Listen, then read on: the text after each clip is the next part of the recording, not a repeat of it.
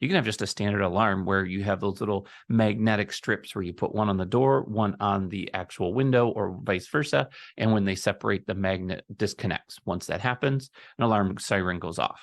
Those aren't as great because honestly, you could just rip them off, stomp them on them, and then that's it. That's the end of the whole thing. However, that does still give you a discount. That's just a standard burglary alarm system. There's another piece that is called the central alarm system, and that's where it's actually built into your home, same sensors, but they're less likely to get broken or be in spots where you can't access those. So that type of system is actually going to notify the police as well.